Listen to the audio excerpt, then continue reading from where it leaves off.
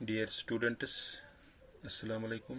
Today's topic is environment pollution. तो इस environment pollution में आज हम फिर डिस्कस करेंगे एयर pollution जो आपकी सिलेबस में है. So, pollution is undesirable change in physical, chemical or biological characteristics of air, land, water or soil. Pollution किस तरह होता है? जो भी कोई अनडिजायरेबल चेंज आते हैं माहौल में, चाहे वो फिजिकल या आ जाए, केमिकल और बायोलॉजिकल कैरेक्टर्स, चाहे वो एयर में हो जाएगा या एयर में अगर हो जाएगा तो एयर पोल्यूशन का हम कहेंगे. तो लैंड में अगर जाएंगे तो लैंड पोल्यूशन, वाटर में वाटर पोल्यूशन और सॉइल पोल्यूशन जिसको हम land pollution. Pollutants, agents that cause pollution. Pollution किस तरह होते हैं? कौन से एजेंट जो पोल्यूशन करते हैं? हमारे जितने भी इंडस्ट्री से ये निकलता है, कार्बन मोनोऑक्साइड, इससे पोल्यूशन होता है. प्लास्टिक से होता है और अल्ट्रावायलेट रेडिएशन से, रेडियो एक्टिव वेव से ये पोल्यूशन होता है, इंडस्ट्री से निकलते हैं. Human population explosion increase demand for food. Human population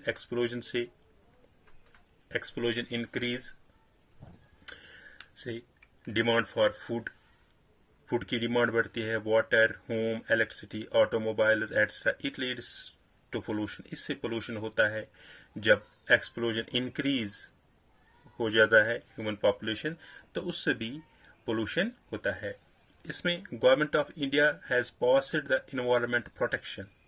government of India ने एक लॉ पास किया है, इसको हम कहते हैं एनवायरनमेंट प्रोटेक्शन एक्ट 1986 में पास किया है, टू कंट्रोल एनवायरनमेंट पोल्यूशन. हम एनवायरनमेंट पोल्यूशन किस तरह कंट्रोल करेंगे एंड प्रोटेक्ट, किस तरह हम इसको बचाएंगे, and improve the quality of our environment.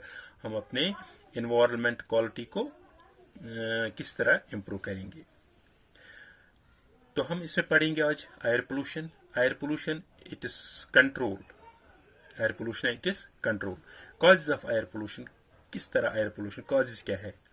Particulates and gases air pollutants from the smoke tracks of the thermal power plants. Particulates या गैसेस एयर थर्मल इंडस्ट्रीज से निकलते हैं, पावर प्लांट से निकलते हैं, या बहुत बड़े बड़े कारखाने से, वहाँ से वो गैसेस निकलते हैं. कार्बन मोनोऑक्साइड है जो कि एयर में जाता है, वहाँ पोल्यूट होता है, एयर पोल्यूट होता है. Particulate that gaseous air pollutants from smoke tracks of thermal power plants, smelters etc. इनसे पोल्यूशन होता है. पोल्यूटेंट्स फ्रॉम ऑटोमोबाइल से पोल्यूशन होता है. जब हम वो एयर हम अंदर लेते हैं तो उससे हमें पोल्यूशन मतलब सांस लेने में दिक्कत होते हैं. Harmful effects of air pollution. अगर एयर पोल्यूशन होता है तो इससे हार्मफुल इफेक्ट्स क्या पड़े, बुरे असरात क्या पड़ेंगे हम पे? Particulate causes respiratory problem. इससे हमारी रेस्पिरेटरी प्रॉब्लम हो जाएगी, सांस लेने में दिक्कत होती है. जहाँ पे एयर पोल्यूशन होता है, जहाँ से ये ऑटोमोबाइल्स कार्बन मोनोऑक्साइड निकलते हैं, आप जाइए जिस वक्त किसी जगह कोई धुआं निकलता है, कुछ जगह हम अपने नाक को बंद करते हैं क्योंकि हमें उस वक्त ये महसूस होता है कि कुछ न कुछ है जो हमें अंदर से इरिटेट कर रहा है. इन्फ्लेमेटेशंस एंड डैमेज द लंग्स, हमारे लंग्सों को नुकसान पहुंचाते हैं. एंड प्रीमेच्योर डेथ, और इससे डेथ भी हो जाते हैं, मर भी जाते हैं. जो अगर ये एयर पोल्यूशन मतलब ज़्यादा हो जाएगा तो उससे प्रीमेच्योर डेथ भी हो जाएगी.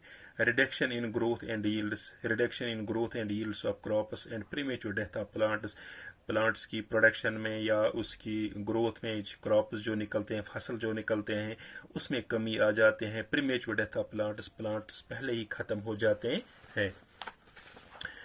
तो उसके बाद है control of air pollution. Control of air pollution हम किस तरह कंट्रोल करेंगे? Separate, filter our particulates matter before releasing the harmful gases into the atmosphere. हम इसको सेपरेट करेंगे टेक्नोलॉजी से. सेपरेट और फिल्टर आवर पार्टिकुलेट मैटर, जो ये एटमॉस्फेयर में जाते हैं, हम इसको फिल्टर करेंगे before releasing the harmful gases. जब गैसेस जो रिलीज करते हैं और उससे पहले ही हम इसको फिल्टर करेंगे इनटू द एटमॉस्फेयर, ताकि एटमॉस्फेयर में ठीक है जा जाएगा। Use of lead free petrol और डीजल, जो पेट्रोल हम डीजल इस्तेमाल करते हैं इसको लेड फ्री पेट्रोल, उसमें लेड नहीं हो जाए क्योंकि वो पोल्यूशन करता है। यूज ऑफ कैटलिक कन्वर्टर्स, हम कैटलिक कन्वर्टर इस्तेमाल करेंगे ताकि वो एयर पोल्यूशन, उससे एयर पोल्यूशन नहीं हो जाएगा। Phasing out of old vehicles, जो भी पुरानी गाड़ियां हैं इनको नहीं चलाएंगे, इनको रोड पे नहीं चलाएंगे क्योंकि इनसे धुआं ज़्यादा निकलता है, पोल्यूशन होता है, इनको हम नहीं चलाएंगे।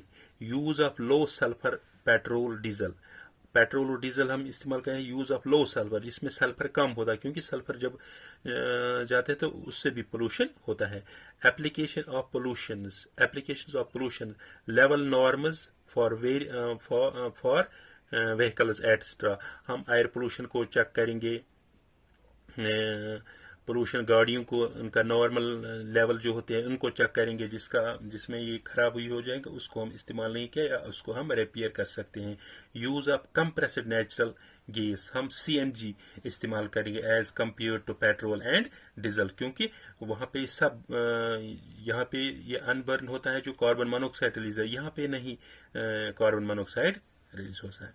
यूज़ कैटलिक कन्वर्टर्स, हम कैटलिक कन्वर्टर इस्तेमाल करेंगे, हम कैटलिक कन्वर्टर इस्तेमाल करेंगे।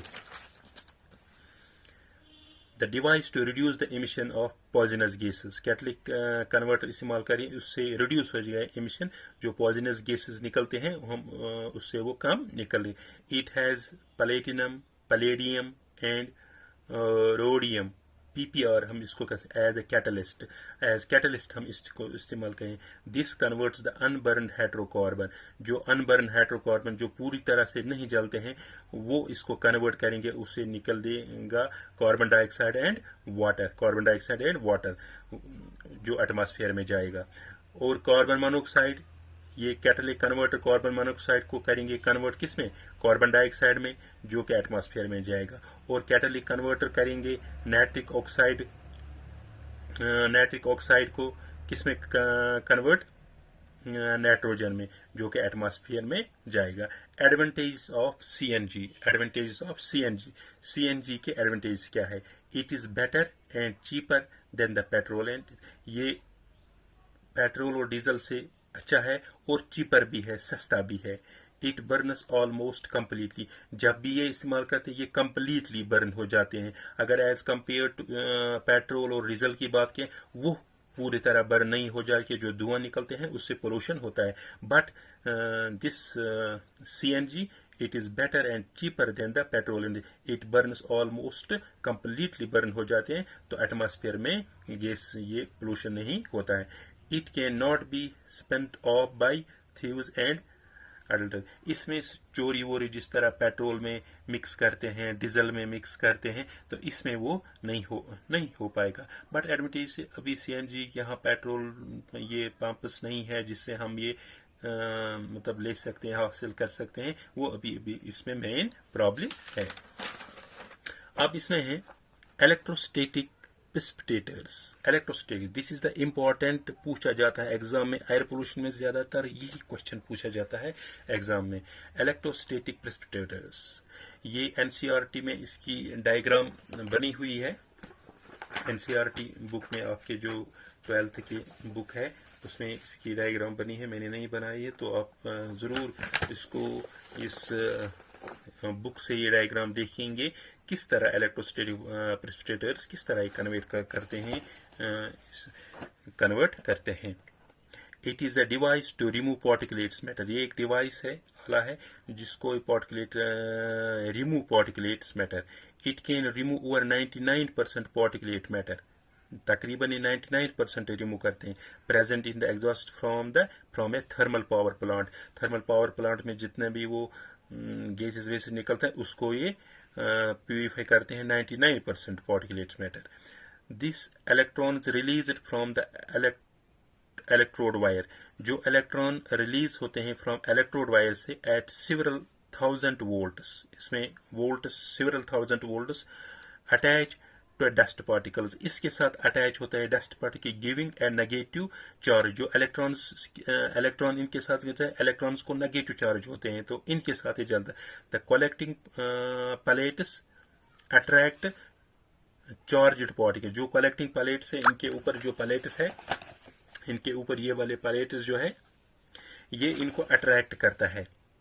The collecting plates attract charged dust particles. ये इनको अट्रैक्ट करता है, डस्ट पार्टिकल वहीं रहता है और जो बाकी होता है वो बाहर निकलता है, वो उससे पोल्यूशन नहीं होता है।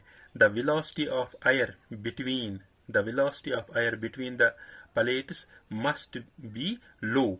The velocity of air between the plates must be low. जो वेलोसिटी है एयर की प्लेटों के दरमियान वो लो है, enough to allow the dust particles to fall. जो डस्ट पार्टिकल इतनी अनफ है कि डस्ट पार्टिकल्स नीचे गिर जाता है। A scrubber removes gases like. इसमें स्क्रैबर होता है carbon, SO2 in this the exhaust is passed through the spray of water or lime। Exhaust इससे पास होता है, exhaust is passed through the spray. वहाँ पे एक स्प्रे इससे होता है, स्प्रे ऑफ वाटर और lime. Very harmful particulates are not removed by this precipitators. Very small particulates जो बहुत छोटे होते हैं, और not removed by this precipitations और not this removed by precipitators. This was all about the air pollution. इंशाल्लाह next time we will discuss the water pollution. इसकी diagram बिल्कुल आपकी किताब पे मैं दिखा रहा हूँ आपको, आपकी किताब पे बिल्कुल इसको इलेक्ट्रो प्रेसिपिटेटर ये देख लेना ये डायग्राम, और इसको भी याद भी करना इस डायग्राम को, क्योंकि ये ज़्यादातर ये क्वेश्चन इसमें इलेक्ट्रोस्टैटिक प्रेसिपिटेटर्स पूछा जाता है। Thank you.